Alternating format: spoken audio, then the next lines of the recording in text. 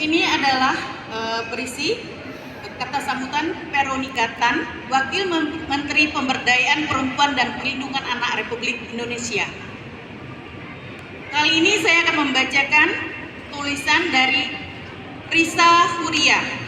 Risa Huria adalah pendidik, penyair, esais, pelukis, aktivis kemanusiaan, pemerhati masalah sosial budaya, pengurus komunitas jagat sastra milenial, pengelola rumah baca ceria di Bekasi, anggota penyair perempuan Indonesia, saat ini tinggal di Bekasi, Jawa Barat, sudah menerbitkan 13 buku tunggal serta lebih dari 100 antologi bersama dengan para penyair lainnya, baik Indonesia maupun mancanegara.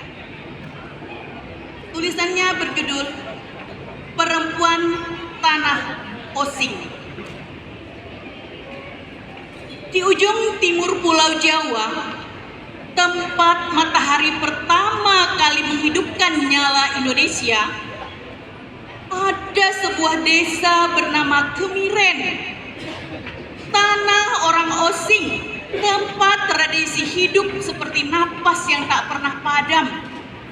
Di sana, setiap pagi, aroma kopi lanang bercampur bau tanah basah dan suara gamelan dari rumah tua yang terbuat dari kayu jati. Disitulah Nyi Rengganis lahir, di sebuah rumah dengan dinding anyaman bambu, di bawah langit yang setiap sore berwarna merah keemasan, seolah-olah matahari sengaja menumpahkan darahnya ke laut. Ibu Rengganis selalu berkata, langit di Banyuwangi tak pernah bohong, Duk. Kalau ia merah, berarti ia sedang mengingat para ibu yang meneteskan darah untuk melahirkan anak-anak merah putih. Sejak kecil, Rengganis sudah terbiasa dengan kerja keras, menumbuk kopi, menjemur padi, membantu ibunya menenun sarung gajah oling. Namun, ada satu hal yang tak bisa diam di hatinya. Dia ingin belajar setinggi mungkin. Dia percaya membaca adalah cara memperbaiki nasib, cara perempuan menyalakan api di tengah gelap. Ketika dia mulai mengajar di SD desa, jalan-jalan mulai ramai dengan truk besar. Di atasnya terpasang spanduk bertuliskan, pembangunan tambang emas demi kemajuan daerah. Banyak warga bersorak. Mereka melihat uang, pekerjaan, jalan aspal. Namun, Rengganis justru mendengar bisikan tanah. Dia tahu, hutan di Gunung Tumpang Pitu bukan sekedar pepohonan. Itu adalah ibu yang melindungi air, udara, dan jiwa mereka. Dia pernah mendengar dari kakeknya, seorang penabuh gandrung tua, bahwa setiap pohon di hutan itu adalah penjaga yang tak boleh diganggu. Rengganis mencoba bicara. Kalau hutan ini hilang, air juga akan hilang. Kita minum dari mana? Anak-anak kita hidup dari apa? Namun, kata-katanya seperti jatuh ke tanah kering. Orang-orang terlalu sibuk menghitung uang kompensasi, terlalu takut pada ancaman aparat.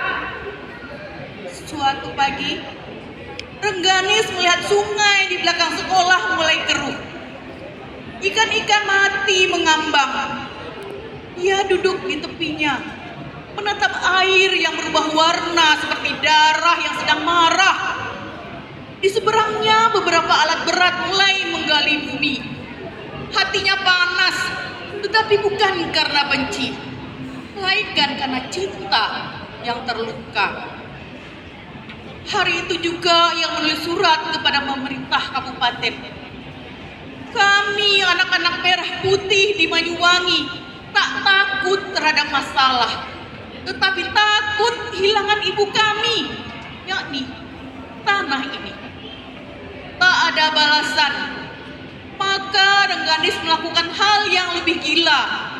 Ia mengajak murid-muridnya ke pantai Pulau Merah. Mereka membawa bendera kecil dari kain perca, hasil jahitan bersama. Di sana mereka menancapkannya satu persatu di pasir, seperti menanam doa. Bu, kenapa merah putihnya harus ditancapkan di sini? Tanya seorang murid kecilnya. Rengganis tersenyum. Agar laut tahu, kita masih menjaganya.